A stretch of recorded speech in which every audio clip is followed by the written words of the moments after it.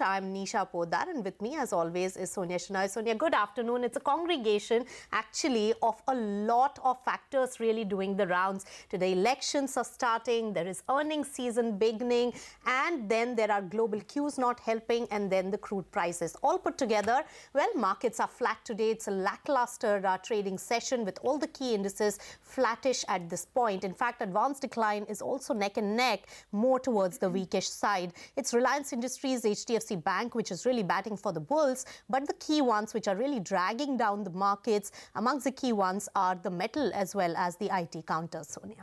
Yes, in fact, Nisha, hi afternoon. The trend is on the weaker side today. I mean, you're seeing it in the market breadth.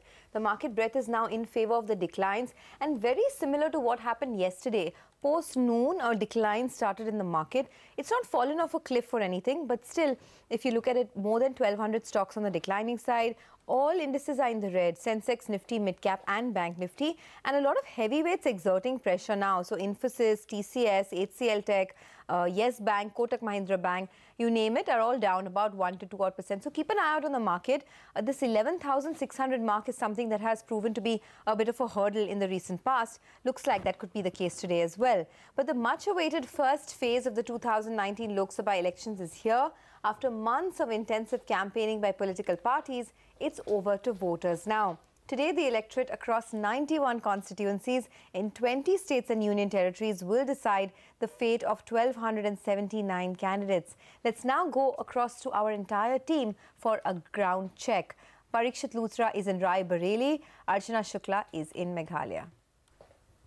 Parikshit, let me start with you. How is the mood in Rai Bareli, especially today where Sonia Gandhi will be filing her nomination?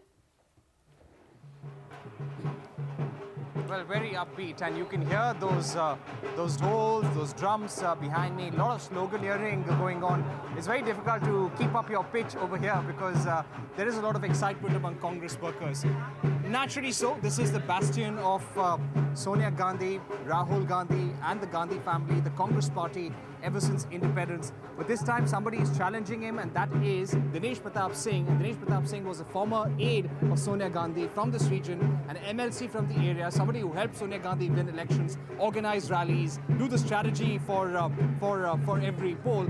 He was upset with the Congress party. He left last year and joined the BJP. This time he has been fielded against Sonia Gandhi. He said that Sonia Gandhi only comes here for holidays, from campaign to campaign, election to election, and he would remain present. So that's his campaign pitch, but it's going to be a difficult election for the BJP. Consider this, since the last 3 elections, Sonia Gandhi has won by a margin of at least 3.5 to 4 lakh votes from Rai Bareli. Amethi will be a tough contest as well because Smriti Irani is contesting against Rahul Gandhi. And let's not forget what happened in 2014 when Rahul Gandhi's winning margin came down from 3.7 lakh votes to 1.07 lakh votes. Having said that, a lot of focus on the minimum income guarantee scheme of the Congress party. I'll ask my camera person to focus on that one blue flag. We've been seeing that blue flag everywhere in Amethi and Rai Bareli. So the Congress trying to send out the message that Minimum Income Guarantee Act will be a game changer. So it seems that the Congress is going with the Nyaya scheme to the people. They're saying everywhere, Rahul Gandhi and the Congress party is saying in every rally that Garibi Parvar 72,000 is the war cry, and we will bring out this historic scheme if we are elected. In some time, Sonia Gandhi will file her nomination from Rai Bareli. She's been accompanied by Rahul Gandhi, Robert Vadra, Priyanka Gandhi. They're participating in a Havan. They will take out a road show through this very road and come and file their nomination. In Western UP, we've been talking a lot about Western UP, very crucial phase. 8 seats of Western UP go to polls. The BJP won all these seats last time around. This time, it's a very, very important battle. It's a high-stakes battle for the BJP. Ajit Singh, the Rashtriya Lok Dal, are fighting a prestige battle because they were completely wiped out last time around. How well does the Mahagathbandhan do in this phase? That also remains to be seen. But the outcome of what happens in Western UP will have a ripple effect in other seats of Uttar Pradesh as well.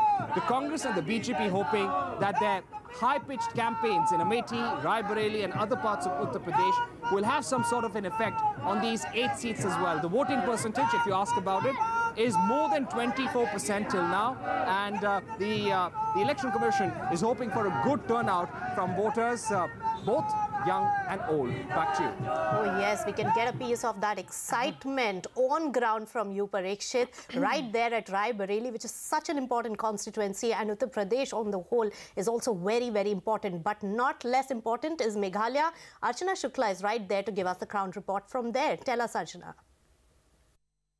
I'm outside a polling station in Tura constituency in Meghalaya. Tura and Shillong are the two Lok Sabha constituencies that are polling today in the first phase of election polling for the Lok Sabha elections this time around. And both these seats, Tura and Shillong, are reserved for the scheduled tribe communities. You can see people have lined up since 7 a.m. in the morning to poll here in Meghalaya. Peaceful polling being conducted here. Remember, Meghalaya will see polling only till 4 p.m. today, considering the sensitivity of the region. About 40 CRPF battalions have been deployed across the state to conduct peaceful polling. Well, some of the bigger issues, if we talk about, that's on the minds of the people, and the biggest one is the citizenship bill. Like other northeastern states, this is going to be a deciding factor for BJP and its alliance here in Meghalaya. Remember, the larger community is scheduled tribe in Meghalaya, and that will be one of the biggest issues. This was also the issue based on which there were cracks that were seen between the NPP and BJP alliance in Meghalaya. And somewhere, Citizenship Amendment Bill and the NRC will be a referendum on BJP this election, and the referendum on the Northeast Democratic Alliance that BJP had formed, which had swept the overall northeastern states. The other bigger issue in Meghalaya is the ban on mining, and again, because the larger population are tribals, this will be another key issue to watch out for. Back to you. Okay, thanks a lot for that. So lots happening in the Game of Thrones, so to speak. But anyway, for the market, let's just give you a quick update. There's not much happening in the market, I'm afraid. Absolutely quiet, just that it's veering towards a red line. So keep an eye out on that. But since it's flat, we can talk about elections some more. Anupam Trivedi, the deputy editor at News 18, joins us from Uttarakhand to give us a live update on what's happening on the ground there. Anupam, how's the mood?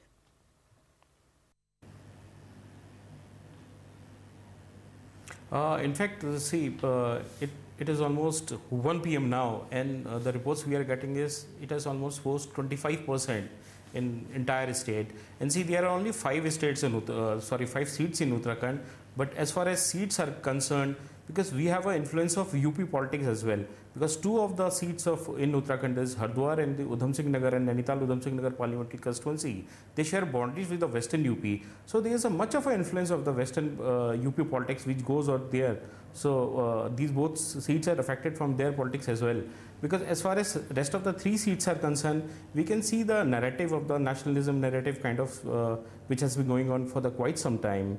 It is picking up in the hills as well. So it's a mix, kind of a UP politics a bit, you can say, and a mix of a nationalism kind of a feeling in the state. And in the 2014 polls, it was BJP which won all the 5 seats in the state. And prior to that, in 2009, it was Congress which won all the 5 seats. So it is, I mean, it will be a big thing it will be interesting to see whether the BJP repeats its performance this time and wins all the 5 seats.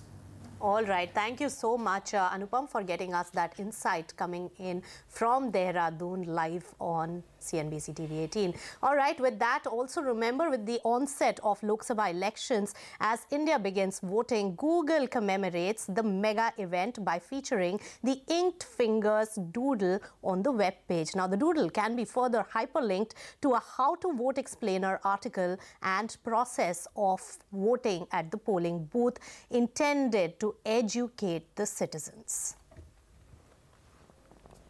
Sun Pharma, though, is one stock that is under pressure. It's in fact one of the stocks in the news today. Ekta joins in to tell us about the 11 observations that Sun Pharma got for the Dadra unit. Ekta, you've accessed the Form 483 as well. What are the details there? Well, yes, Sun Pharmaceuticals is in focus as their Dadra unit, in fact, has received 11 observations. We did manage to access the Form 483, which was issued to the particular facility. It was inspected from 22nd March to 29th March and was issued 11 observations. Now, while we don't know the exact contribution of this particular facility, it is expected to be significant. However, with regards to the 11 observations, obviously it depends on how exactly Sun Pharma would have responded to these observations. But there are some concerns coming up from from experts who have seen the 483. For example, on an observation which includes lab controls, not including complete data derived from all test examinations to ensure or to assure compliance. So while there could be, it could entirely depend on Sun Pharma's response to this Form 483, there are some concerns which are coming up on maybe 1 or 2 observations within these 11.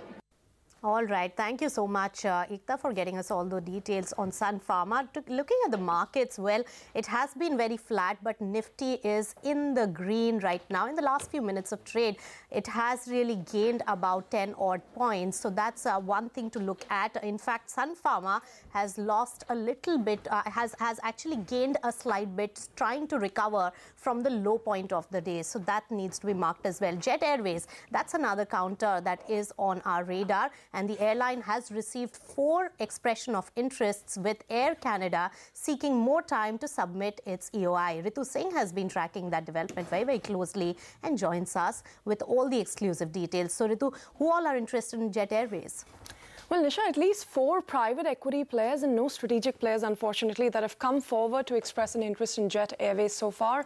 As of last night, we've been able to confirm from our sources that a TPG Capital, as we have been reporting, National Investment and Infrastructure Fund, that is NIIF, as well as Indigo Partners, have submitted EOIs to acquire a significant stake in Jet Airways. In addition to this, the 4th player is a consortium, which is actually Redcliffe Capital, along with Think Equity, which is a US-based firm that have jointly put in a bid for Jet. Now, lenders will have to scrutinize all these EOIs that have come in to see if they can be qualified enough to be submitting final bids, which are expected by the 30th of April. But do remember, the deadline for submission of EOIs itself has now been extended to Friday, the 12th of April. And we're given to understand that is because Air Canada, which is one of the interested potential bidders, had requested the lenders to allow more time for submission of bids. And therefore, Air France is another bid that lenders are expecting by Friday. In addition, Etihad does remain very keen to bid for Jet Airways, and banks are hopeful that at least by Friday is when it will be able to submit a bid for Jet Airways. In fact, we'll be bringing you some more news shortly. But for now, yes, 4 EOIs have been received and 2 more are likely. Okay, gets exciting by the minute. Thanks so much, Ritu, for that. So that's Jet Airways for you, at least some interest coming through. But moving on, Ujjivan is surging in trade today. The word is that Ujjivan is likely to get a new CEO very soon, and it could be Nitin Chugh of HDFC Bank. Abhishek Kothari brings us that exclusive. Abhishek, over to you. Well, Sonia, as per sources, Nitin Chugh of HDFC Bank is likely to be the new CEO of Ujjivan Small Finance Bank. Now, Nitin Chugh is currently the, country head of digital banking at HDFC Bank. He joined HDFC Bank in April 2001 and has been over there for 18 long years. Now, RBI's approval for appointment of Nitin Chugh as CEO is expected in a week's time. What I understand from my sources is that the final round of talks have already been held and only a formal communication from RBI is pending. The feedback is that Ujjivan will be professionally run and well managed, and their corporate governance will improve further. So we wrote to Ujjivan. They said to us that they do not have any update, so they would not like to comment on anything. While we wrote to HDFC Bank, they said that they don't want to comment on market speculation. Back to you. All right, thanks for that, Abhishek. But let's shift focus back on Jet Airways, and things have been getting exciting. Sources suggest that Naresh Goyal is going to also submit an expression of interest for Jet Airways. Ritu, you have more details on that?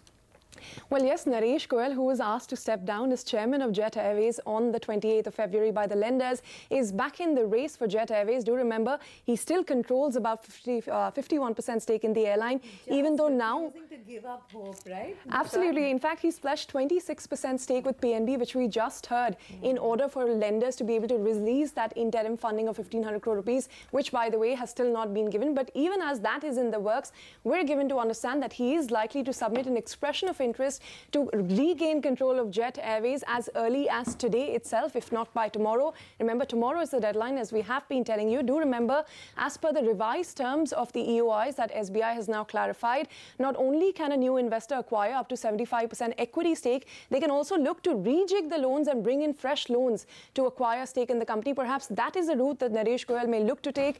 We haven't been able to confirm yet if he has spoken to another fund to bring in fresh money through which which he could bid. But yes, he does remain a very interested bidder, and he's also likely to be one of the contenders to acquire Jet Airways. Okay, thanks a lot for that. So lots happening on Jet Airways. It's a flat day of trade, but at least all the key indices are looking up in the green at this point. Also take a look at two of the SL Group stocks, Zee Entertainment as well as SL Pro Pack. Both have been buzzing and have really shown some bit of uptick in the last few minutes of trade. That's Zee Entertainment for you. Look at the kind of spike that it has seen, and SL Pro Pack has also gone up. So keep an eye out on those counters coming in from that group. Let's take it straight to some international developments then, and an update from the Brexit. The EU leaders and the UK agree to extend the deadline until the end of October for Brexit. Now, the European Council President Donald Tusk says that this gives the UK more time to find the best possible solution, while British Prime Minister Theresa May says that she regrets the fact that she hasn't been able to convince the Parliament. Let's take it straight across to CNBC's Sylvia Morrow for more details on this. Sylvia. 27 European countries have agreed to a second delay to the Brexit process. This means that the UK has until the 31st of October to decide its way forward. Now, this extension is a flexible one, so this means effectively that London could leave the EU before the October date if indeed there's a compromise, if there is an agreement in the House of Commons on what's going to happen next, on where to take the Brexit process. This could mean that we could see the withdrawal agreement, that 585-page document that Theresa May negotiated with the rest of the EU, approved in the House of Commons. We could be talking about as well of a general election, of a second referendum. Ultimately, it's now up to London to decide what it's going to do with this extra time. Now, I had the chance to ask the Dutch Prime Minister Mark Rutte if this is the last extension or if indeed we might see another one. He told me, however, that he cannot exclude that possibility, but he said as well that it would be increasingly harder for the European countries to keep delaying the UK's departure from the EU. He also said, it's very important to bear in mind, that if we reach October and there's no compromise in the House of Commons, then the most likely scenario is a no-deal Brexit. Okay, a no-deal Brexit, that could have ramifications for a lot of companies, even in the Indian markets, Tata Motors, for example. But let's do one thing. As we wrap up on the show,